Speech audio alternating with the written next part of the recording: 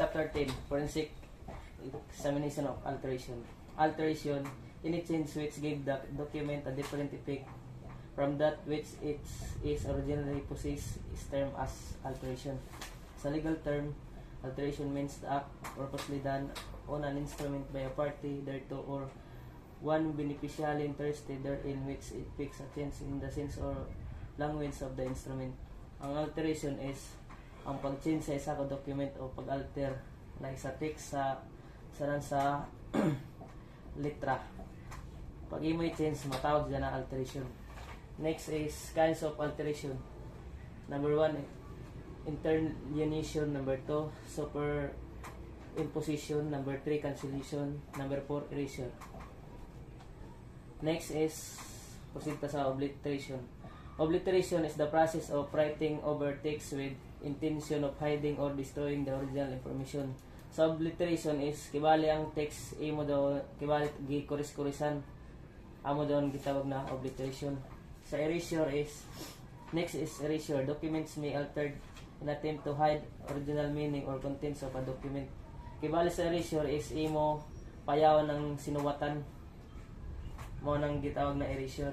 Naido ang klase na erasure is number 1, physical and mechanical erasure. Physical is removal of writing impression or parts thereof may be accomplished by the abrasion or of the surface of paper with help of rubbing erasure or sharp instruments such as razor blades, scalpel, and knife. Sa physical and mechanical erasure is nagamit ka ng mga mechanical device such as razor blades, scalpel, and knife. Number 2 is chemical erasure. Chemical erasure are those in which some chemicals are used to erase part of the document. The chemical application are usually strong oxidizing agents that conceal the ink by changing the properties of the color of substance. Sa chemical erasure is nagamit ka ng mga chemical na makapangawaya sa imo ginasiwatan. Intended writing. Intended writing is impression are original made in the next sheet of paper in a pad. This indentation or impression may not be visible when unaided eye but can view using an electrostatic detection of apparatus. Kanang sa document kaya na dili nato makita ng ato mata. Amo lang gitawag na intended writing. Nagamit makita na nato ang iyang sinuwatan kon magamit na ng electrostatic detection apparatus. Methods of alteration. Number 1, erasure. Erasure is ang pagpaya na duha ka klase, mechanical and chemical. Sa addition, words is words figures, nag-add ka og text or sa number 3, substitution. Ang pag-puli nimo sa usa ka text or letter. Interlineation or intercalation between lines, kailangan daw based on the line ang plastado. Superimposition, ang sinuwatan maklaro nato or overwriting or overlapping. Obliteration, ang matong gilaw ko na ang sinuwatan makilayan nimo na obliteration kay gikuris-kurisan. Cancellation, to remove, cutting out or stamping lines across written matter to signify its omission. Chapter 11. Chapter 11, Forensic Examination of Counterfeit Currency. What is counterfeiting? Counterfeiting is the fraudulent reproduction of currency, whether coins or notes. Counterfeiters mostly target paper currency or notes because of their higher denomination currency. Pag makabati ta counterfeiting, amoy niyang pagpamiki sa mga kwarta. Next, the evolution of the Philippine currency. Philippine currency is called the piso, which is denoted by the symbol PHP, or the Bangko Sentral ng Pilipinas, BSP, has the sole power to authority to issue currency in the country. Ang authority na makahatag ng kwarta sa Pilipinas ang the Bangko Sentral ng Pilipinas. The pre-Hispanic era, trade among the early Filipinos with traders from the neighboring islands was conducted through barter. The inconvenience or barter later led to use some objects as medium of exchange. Diri sa pre-Hispanic era is ang ginagamit nila is pagbartera, ang pagbaylo-baylo rin ng kuan. Kuya diri magamit pa ng mga kwarta. Diri. Next, the Spanish era. 300 years of Spanish rule left many indelible imprints of Philippine numismatics and the end of Spanish regime. Philippine money was multiplicity of currency that includes Mexican pesos, Alfonso pesos, and copper coins of other currencies. Diri kay na-colonize ang Pilipinas sa una. Ang ginagamit sa una na kwarta is ang ilado. Ang coin sa una is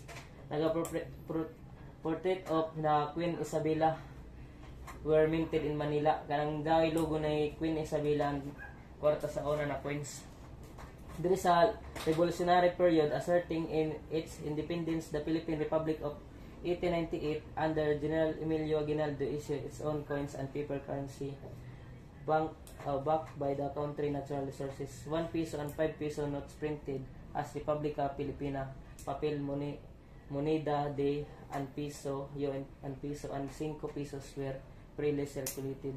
Diri is na revolutionary na kibali ang dahil nato kaugalingon own coins and paper currency. Ang kaugalingon nato na papel na kwarta na ginatawag sila na Republica Filipina, papel moneda de UN peso and 5 pesos. Next is the American period.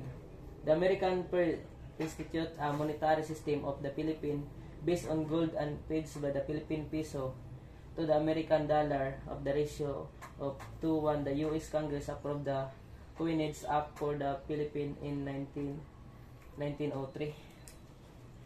Next is the Japanese occupation. The outbreak of World War II caused serious disturbance in the Philippine monetary system. Two kinds of notes circulated in the country during this period. The Japanese occupation force issue were not in vain domination. Province and municipalities, on the other hand, issue in their own guerrilla notes or resistance currency. Next is Philippine Republic. An initial command in destiny in the message reflected in the evolution of Philippine money under the Philippine Republic, having gained independence from the United States following the end of World War II. The country used as currency all treasury certificates overprinted in the word victory. Next is sa kwanta sa ano tawag? Ini gani. Next is presenta sa security features. Paper print quality and raised print. Banknotes are printed on special paper that gives them their unique feel. Ibali daw sa kwarta na makita nato diri sa diri sa Republika ng Pilipinas. Amo daw gitawag na print quality and raised print. Next is serial number. Composed of 1 or 2 prefix letters, 6 to 7 symmetric increasing size in digits located at the lower left and upper right corners of the piece and the note. Kini. Yan na din yung number. Amo daw gitawag na serial number. Watermark. Dire, ini. Sa nagari pa.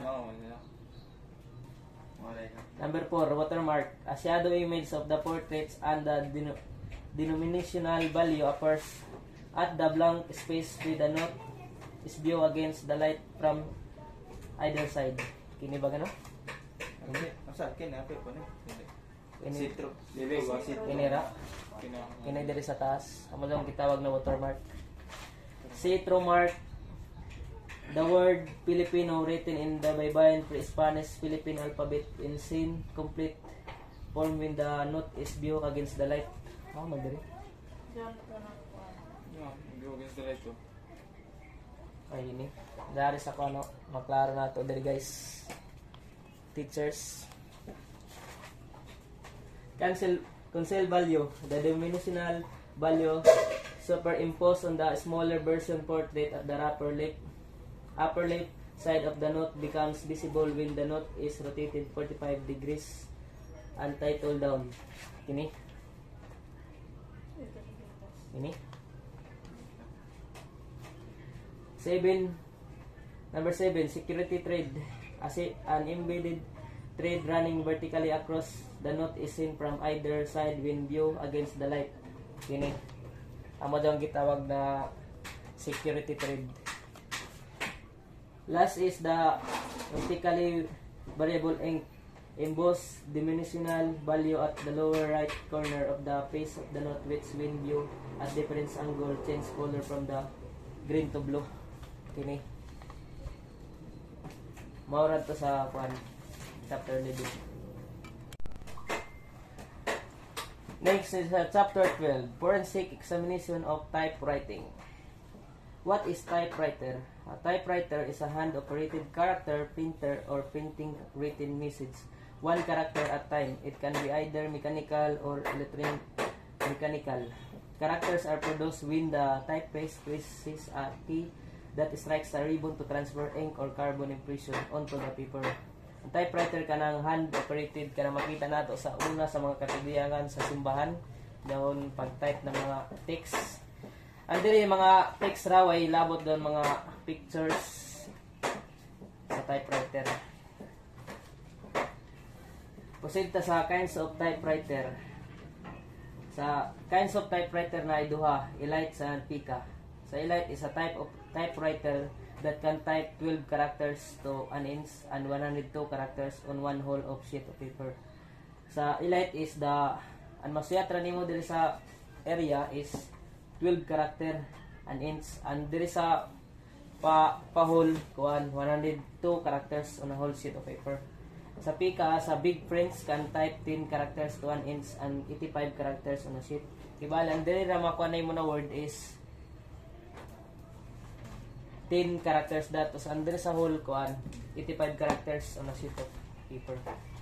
Then proceed ta sa types writer depicts. The term depict describes that any abnormality or maladjustment in the typewriter which is reflected in its works lead to individualization or identification.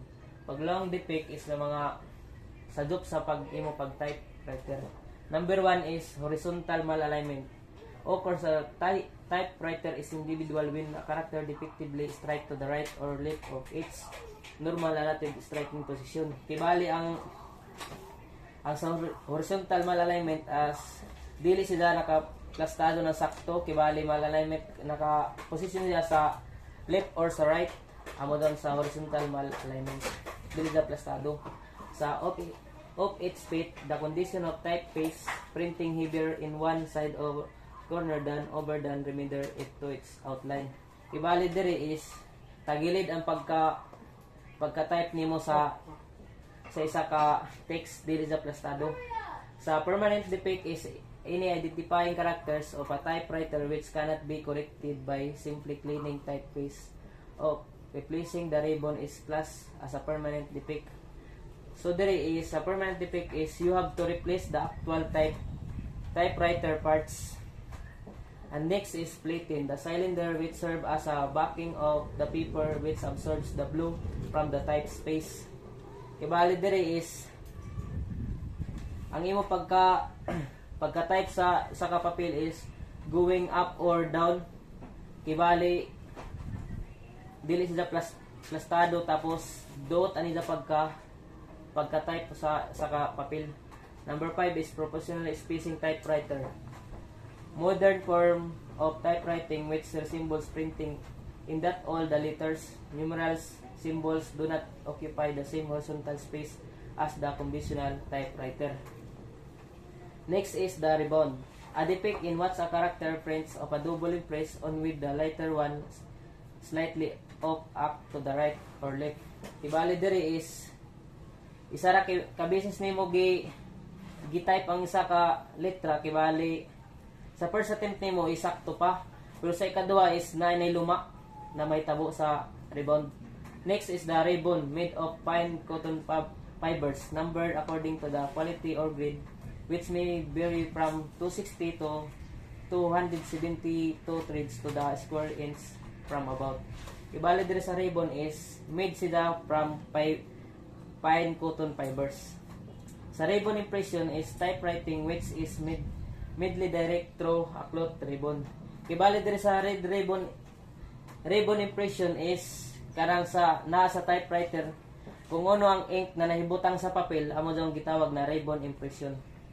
Sa sans serif as a type of font which has no across stroke, sans means without. Ibalik sa sans serif is ang type na imogi sa type of font nila is no across strokes. And then sa number 10 serif, a serif font has short across the project from the top and bottom the main stroke of a letter. Ibalik dire is naga cross ang strokes nila na pagkasuyat. Ibalik dili plastado.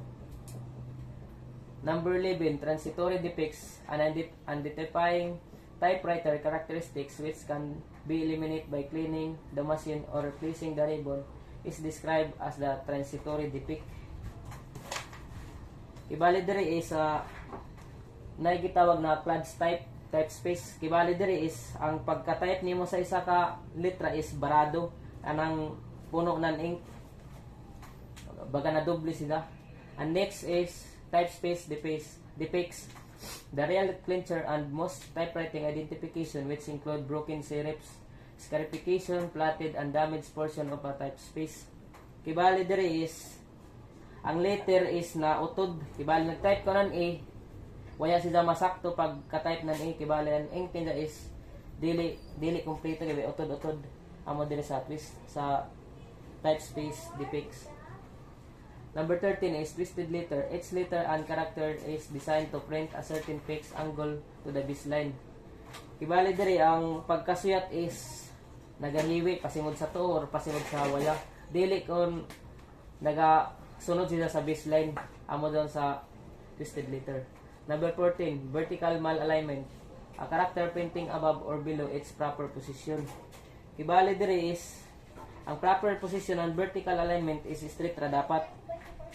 Pero kung may vertical malalignment na nakaigo sa usa ka posisyon nila is naara sa taas or sa ubos. Next is the warp. Those threads then run horizontally toward the length of the ribbon. And last one is whoop. Threads that run vertically or cross over the warp from the whoop o piling of the ribbon. Ibalik sa whoop is ang threads nila is dagaran vertically or cross over the warp from the whoop. Morado sa kwan. That's all. Thank you.